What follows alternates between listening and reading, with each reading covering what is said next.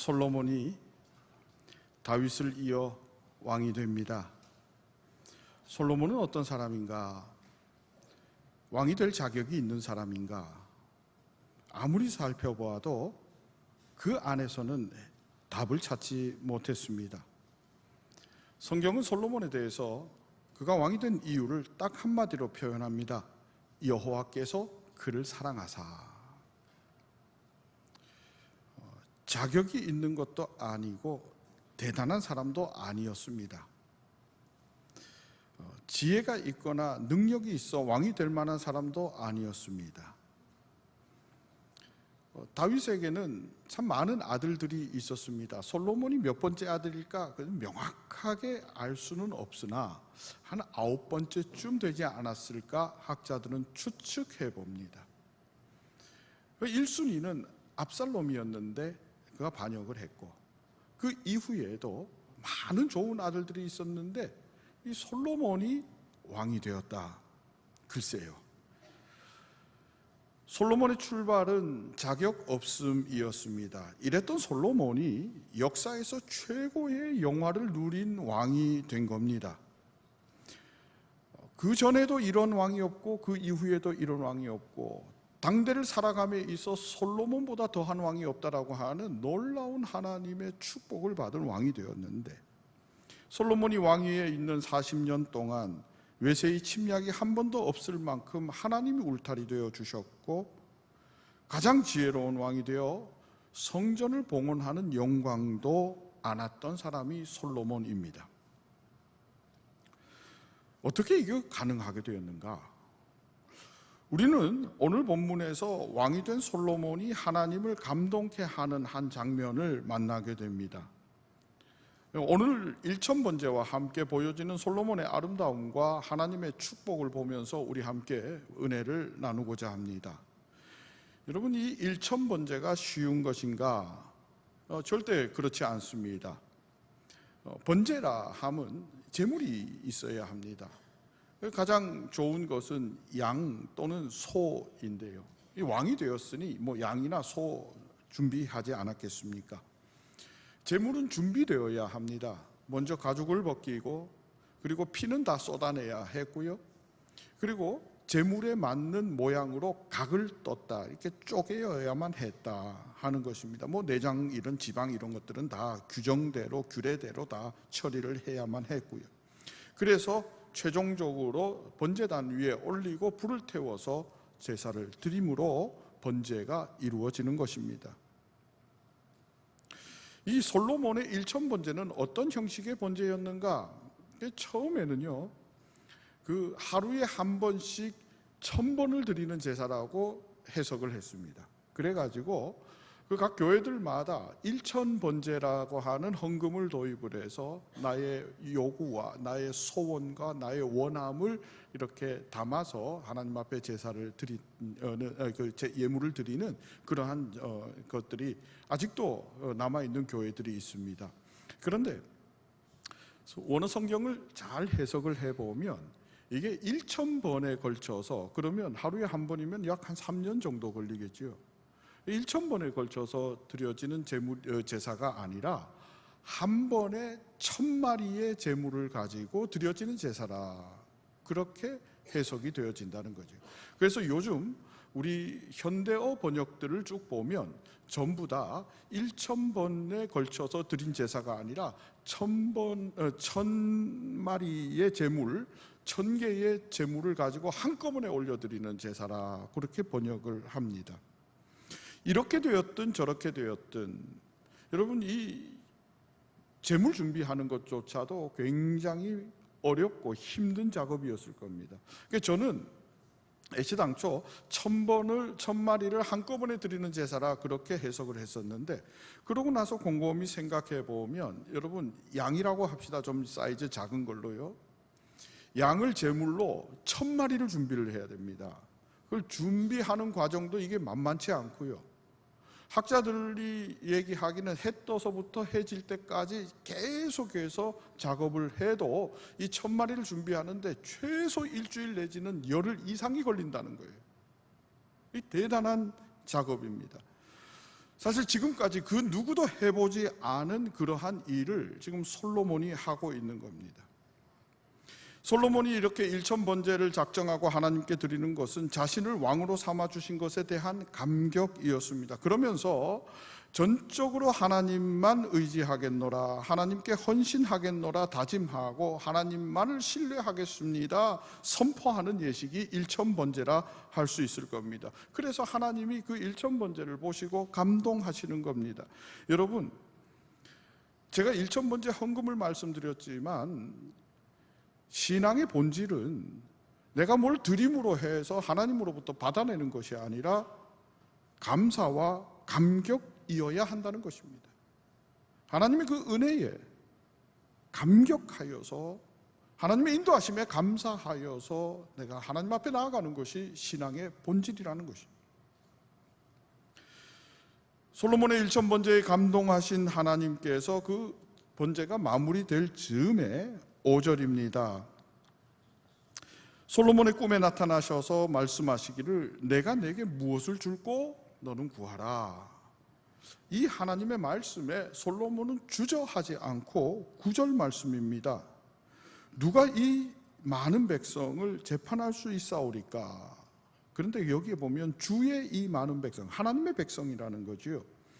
그래서 듣는 마음을 종에게 주사, 공감하고 이해하고 해석할 수 있는 그 능력이 듣는 마음 안에 포함되어져 있는 겁니다. 듣는 마음을 종에게 주사 주의 백성을 재판하여 선악을 분별하게 하옵소서. 나의 백성이 아니라 주의 백성이라고 고백하고 있는 겁니다. 그러자 10절에 솔로몬이 이것을 구하며 그 말씀이 주의 마음에 든지라. 우리 한번 따라 합시다. 주의 마음에 든지라. 주의 마음에 든지라. 하나님 마음에 흡족했다는 거예요. 내 마음에 맞았다라는 것입니다. 여러분, 여기서 우리가 분명하게 하나 정리하고 넘어가야 할 것이 있습니다. 평범하게 우리가 알고 있는 대로 솔로몬이 부와 명예, 장수 등의 것들을 구하지 않고 지혜를 구하였기에 하나님이 감동하였다 하는 것은 아니라는 것입니다. 여러분, 당시 하나님께서 정말 자격 없는 그 솔로몬에게 다윗을 이은 그 왕위를 맡기셨다. 솔로몬 개인적으로 보면 굉장한 축복이지요. 여러분, 그거보다 더 큰 축복이 어디 있겠습니까? 그러나 거기에서만 그쳐서는 안 된다는 것입니다. 솔로몬에게 왕의 직임을 맡기는 것은 하나님의 뜻도 그 안에 담겨 있었으니 내 백성을 섬기라 하는 것입니다. 내가 내 백성을 긍휼히 여기는 만큼 너도 내 백성을 긍휼히 여겨라 하는 마음을 하나님은 담아 솔로몬에게 왕의 직임을 주셨다는 것입니다. 여러분, 지난주 우리 설교 제목을 기억하십니까? 다윗이 다윗 되기까지였습니다. 오늘은요, 솔로몬이 솔로몬 되기까지였습니다. 여러분, 성경에 다윗도 그렇고 솔로몬도 그렇고 수많은 하나님의 부름을 받아 사명을 감당하는 사람들에게 하나님이 원하시는 것이 있으니 너는 너만을 위한 삶이어서는 안 된다라는 것입니다. 너는 너만을 위해 사는 인생이 되어서는 안 된다라는 것을 하나님께서는 요구하시면서 그들이 하나님의 사명을 감당하기를 하나님 원하고 계셨다는 거예요. 하나님이 솔로몬에게 내가 무엇을 줄고 그러자 11절에요. 내가 이것을 구하는도다. 자기를 위하여 장수하기를 구하지 아니하며 부도 구하지 아니하며 자기 원수의 생명을 멸하기도 구하지 아니하고, 그러면서 하나님 가슴 속에 있는 것이 솔로몬의 가슴 속에 있어 오직 송사를 듣고 분별하는 지혜를 구하였으니, 자, 하나님의 백성을 잘 섬길 수 있는 길을 열어 주옵소서. 여러분, 제가 아까 모두의 성경을 인용을 할 때 나의 백성이 아니라 주의 백성이라 그랬습니다. 하나님의 백성을 잘 섬길 수 있는 길을 열어 주옵소서. 그러면서 하나님 앞에 지혜를 구하였기에 하나님이 감동하시는 거예요. 무슨 말이냐면 단순히 지혜를 구하였기에 하나님께서 감동하신 것이 아니라 솔로몬의 가슴 속에 하나님의 가슴 속에 있는 것이 있음을 보았기에 하나님이 감동하신 거라는 거예요. 하나님의 마음은 내 백성을 긍휼히 여기는 마음이었어요. 이걸 우리는 헤세드라고 합니다.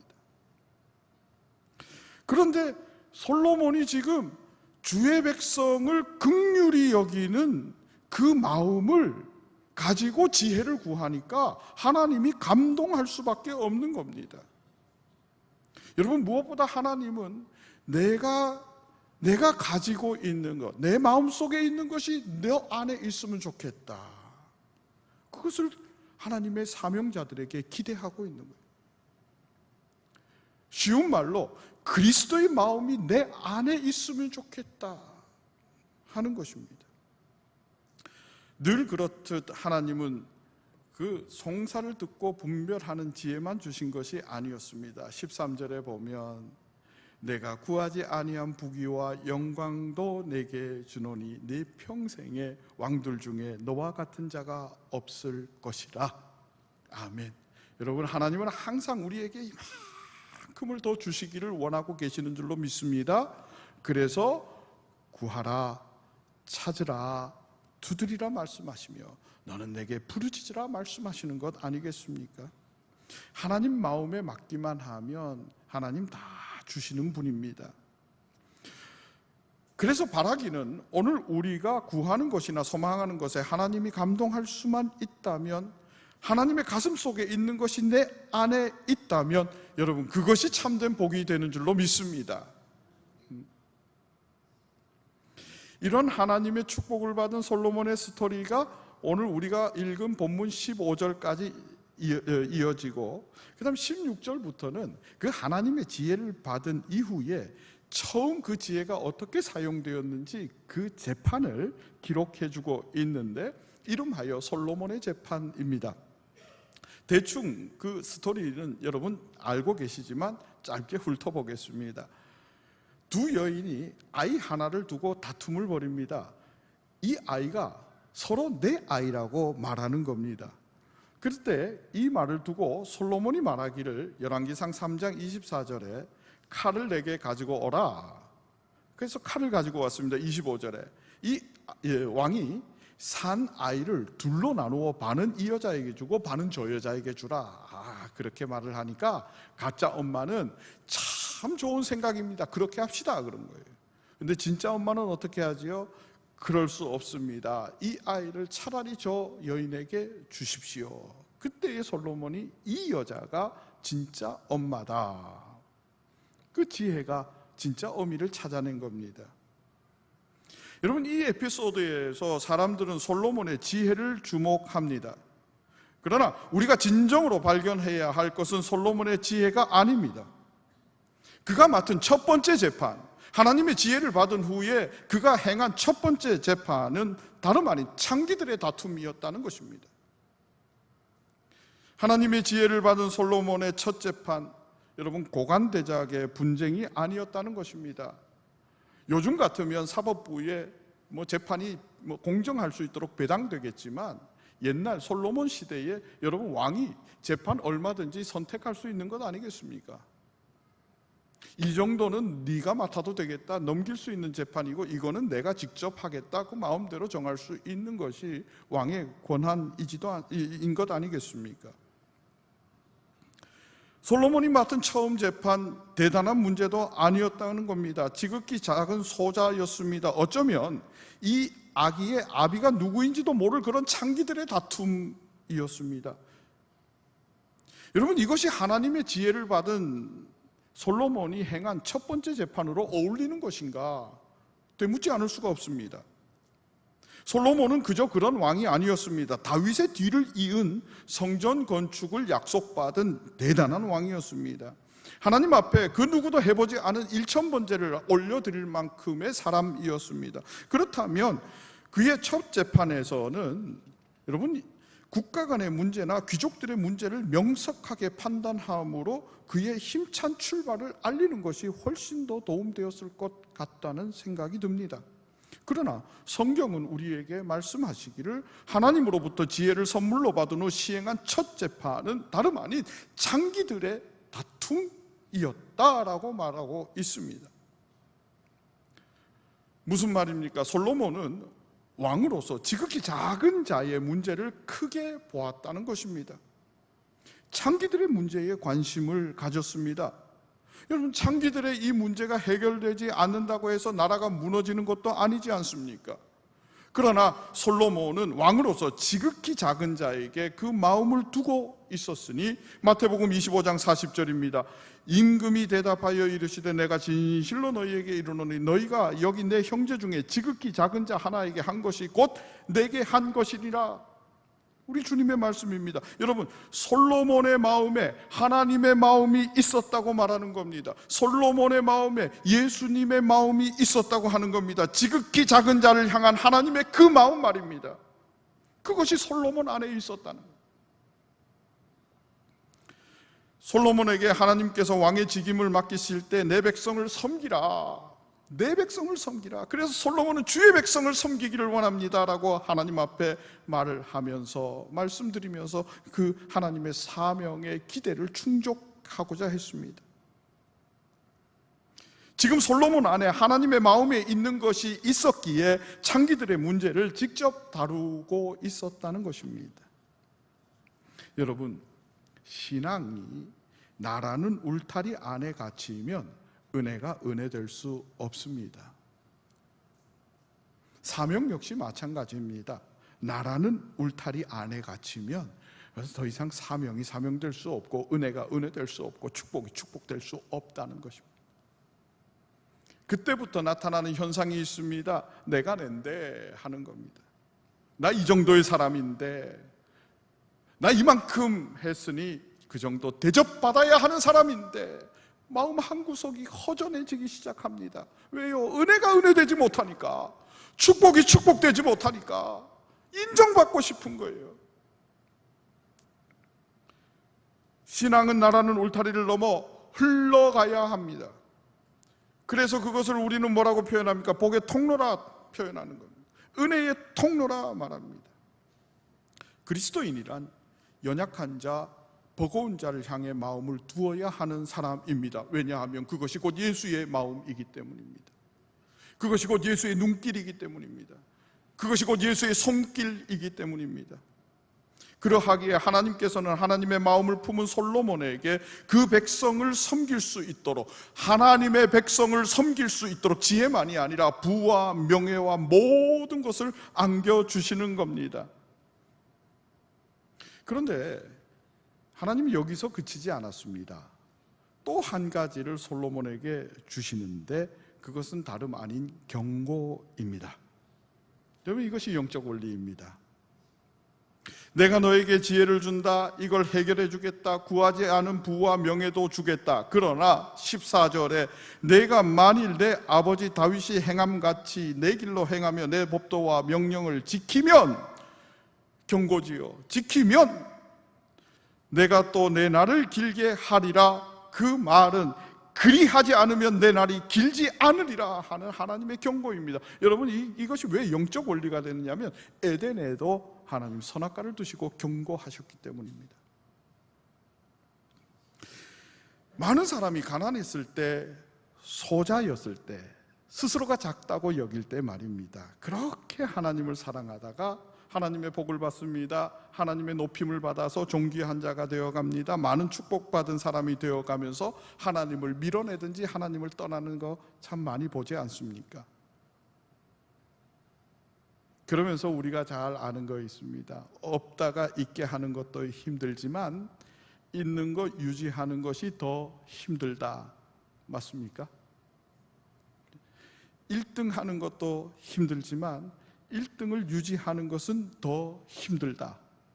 맞습니까? 끄떡이시는 분은 1등을 해보신 분들이고 아무 반응이 없으신 분들은 평생 1등 한번 못 해보신 분들이고 저와 같은 분들이죠. 여러분, 안타깝지만 하나님께서 경고하셨음에도 솔로몬의 마음이 무너지기 시작을 하는 겁니다. 하나님의 마음을 품었던 왕이 자신을 위한 왕으로 바뀌어 가는 겁니다. 주의 백성이라고 말했던 사람이 나의 백성이라고 말하기 시작을 하는 겁니다. 열왕기상 11장 4절입니다. 솔로몬이 나이가 많을 때에 그의 여인들이 그의 마음을 돌려 다른 신들을 따르게 하였으므로 왕의 마음이 그의 아버지 다윗의 마음과 같지 아니하였다. 그의 하나님 여호와 앞에서 온전하지 못하였더니 9절이에요. 솔로몬이 마음을 돌려 이스라엘의 하나님 여호와를 떠남으로 여호와께서 그에게 진노하시니라. 여호와께서 일찍이 2번이나 그에게 나타나셔서 경고하셨는데 주의 백성을 섬기는 것이 아니라 나의 백성을 이용하기 시작을 하는 겁니다. 솔로몬이 무너집니다. 그의 부, 그의 권세, 그의 명예는 대단했습니다마는 하나님이 그의 마음에서 밀려나기 시작을 하는 겁니다. 처음 왕으로 창기들의 재판을 관여할 정도로 지극히 작은 자에게 마음을 쏟았던 솔로몬이 백성을 향해 군림하기 시작했고 왕권 유지를 위해 백성들을 힘들게 하기 시작합니다. 하나님의 성전은 7년 안에 완공하면서도 자기 왕궁을 위해서는 13년을 소요하는 왕이 되어버렸습니다. 솔로몬의 아내는 대략 1000명 정도였다고 합니다. 이 중에는 이방 여인과의 정략 결혼도 꽤나 있었습니다. 하나님 금지했습니다. 신경 쓰지 않았습니다. 이방 여인들이 솔로몬과 결혼할 때 몸만 왔겠습니까? 이방 우상을 함께 가지고 오는 겁니다. 솔로몬이 거기에 넘어간 겁니다. 그러면서 백성들을 힘들게 합니다. 다른 이방 왕들과 다를 것이 하나 없는 그런 평범한 왕이 되어버립니다. 나중에 솔로몬이 죽고 그의 아들 르호보암이 왕이 되었을 때에 백성들이 그 앞에 와서 통곡하면서 하는 말이 있습니다. 열왕기상 12장 4절에 왕의 아버지가 우리의 멍에를 무겁게 하였으나 왕은 이제 왕의 아버지가 우리에게 시킨 고역과 매운 무거운 멍에를 가볍게 하소서. 그러면 우리가 왕을 섬기겠나이다. 그 정도로 솔로몬이 백성들을 어렵게 만든 거예요. 하나님은 백성들을 섬기라고, 하나님의 백성을 섬기라고 그 지혜를 주셨는데 솔로몬은 그 지혜를 나의 백성으로 삼으면서 자기를 위해 사용해 버렸던 겁니다. 솔로몬이 처음 1000번제를 드리며 전적으로 하나님을 바라볼 때, 처음 창기들의 재판을 맡으며 작은 자들을 향해 마음을 둘 때와는 달리 그는 자기 자신을 위한 사람이 되어 있었던 겁니다. 하나님께서 말씀하십니다. 2번씩이나 경고했다고 말입니다. 그러나 한 번 마음이 굳어버린 솔로몬은 자기 자신 외에 다른 것은 생각하지 않았던 것입니다. 여러분, 우리 그리스도인들이 하나님의 원하심을 외면하고 내가 원하는 것에 매여 있으면 은혜가 은혜될 수 없고 축복이 축복될 수 없습니다. 여러분 한번 생각해 보세요. 우리 교회에 하나님의 원하심은 없고 수준에 맞는 사람들끼리 모여 교제하는 곳이 되었다면 그거 정말 큰일이지 않겠습니까? 곰곰이 되돌아봅니다. 오늘날 교회가 지극히 작은 자의 눈물을 혹시 외면하고 있는 것은 아닐까?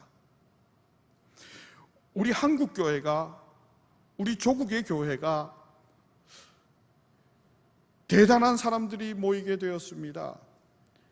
처음에는 참 어려운 부모님들 세대에서 예수를 믿으면서 그저 눈물 흘리고 예수를 붙들었는데 하나님께서 복을 주셔서 그 자녀들이 잘 되는 겁니다. 더 좋은 자리에 앉게 되었고 더 많은 영향력을 끼치는 자리에 앉게 되었고 전 세계를 누비면서 다니는 사람들이 이곳저곳에 모이면서 교회 안에 대단한 사람들도 많이 모이게 되었습니다.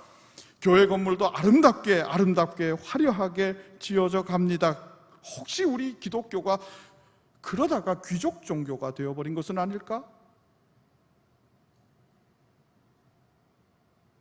만약에 그곳에 하나님의 원하심이 없다면 모양은 교회인데 교회라고 할 수 있을까? 하나님이 대통령직을 맡겼다, 목사의 직을 맡겼다, 장관의 직을 맡겼다, 장로의 직을 맡겼다, 권사의 직을 맡겼다, 집사의 직을 맡겼다, 이곳저곳에 어디에서 임원의 직을 맡겼다. 그러면 여러분 두 가지를 잊으면 안 됩니다. 하나는 1000번제를 드리며 하나님을 바라보는 겁니다. 하나님만 신뢰하는 겁니다. 그리고 두 번째는 소자를 향한 아버지의 마음을 내 안에 두는 것입니다. 이것을 놓치면 축복이 축복되지 못한다는 겁니다. 여러분, 소자라고 할 때 단순히 물질적, 경제적, 가난한 사람만 생각하지 않기를 바랍니다. 외로워하는 사람, 힘들어하는 사람, 버거워하는 사람이 있습니다. 격려가 필요한 사람, 위로가 필요한 사람, 용서가 필요한 사람, 칭찬이 필요한 사람, 용기가 필요한 사람, 함께함이 필요한 사람이 있습니다. 여러분, 신앙이 나에게로만 향해 있다면 내 신앙은 사회바다가 될 수밖에 없습니다. 신앙은 끊임없이 흘러가야 합니다. 흘러가야, 통로되어야 갈릴리 바다, 생명이 있는 바다, 주님이 함께하는 바다 될 줄로 믿습니다. 사람들은 솔로몬의 지혜를 구하고 부러워합니다. 저도요, 한때 그 기도 많이 했습니다. 하나님, 저는 일천번제는 못 드렸으니까 솔로몬만큼 말고 꼭 반만이라도 제게 좀 주십시오. 그래서 하나님의 성도들 잘 섬기기를 원합니다. 그들의 마음을 헤아리고 그들과 공감하고 그들과 함께 하면서 하나님이 하나님됨을 드러낼 수 있으면 좋겠습니다. 하나님 괜찮지 않아요? 저 반만이라도 좀 주세요. 사람들은 솔로몬을 말하면서 얼마나 많은 것을 받았는가, 얼마나 많은 것을 누리고 있는가에 대해 관심을 기울입니다. 그러나 여러분, 하나님이 거기에 관심이 있겠습니까? 하나님의 관심은 지금 네가 받은 것을 어떻게 사용하고 있는가, 거기에 관심이 있는 거예요. 얼마나 받았는가가 아니라 어떻게 사용하고 있는가입니다. 처음 솔로몬의 지혜는 백성들을 향한 하나님의 마음이었습니다. 그러나 나중에는 하나님을 놓아버리고 자기를 향한 지혜로 삼아버렸던 겁니다. 남보다 대단했죠. 솔로몬 앞에도 솔로몬 뒤에도 솔로몬 사는 그 당대에도 솔로몬과 같은 사람이 절대 없을 것이라 하나님이 약속하셨습니다. 맞습니다. 남다른 부귀영화를 누린 것도 많습니다. 그는 나보다 잘 살아본 사람이 있으면 나와보라 합니다. 나보다 많이 아는 사람이 있으면 나와보라고 합니다. 그랬던 그가 전도서에서 뭐라고 기록하고 있는 줄 아십니까? 헛되고 헛되니 모든 것이 헛되도다. 하나님을 밀어낸 결과이지 않습니까? 우리 모두 이 시간에 결단하기를 하나님을 바라보는 시선이 거두지 않기를 소망합니다. 소자를 향한 하나님의 애절함이 저와 여러분 안에서 사그러지지 않기를 축복합니다. 많은 성도들이 하나님의 축복을 보상적 차원에서 이해하려고 합니다. 내가 받은 축복은 과거의 나의 모습에서부터 왔다는 겁니다. 내가 남보다 많이 기도했더니, 내가 남보다 많이 헌금 생활 잘했더니, 내가 남보다 충성했더니, 내가 남보다 헌신했더니 축복이 임했어. 그런데 여러분, 그것에 만족하고 거기서 머물러 버리면 축복은 축복될 수 없다는 겁니다. 내가 받은 축복, 하나님의 기대 안에서 볼 수 있는 복된 영성이 우리 안에 있기를 소망합니다. 여러분, 무슨 말이냐 하면 11조의 축복 있습니다. 분명히 있습니다. 하나님께서 넉넉하고 풍성하게 하시더라고요.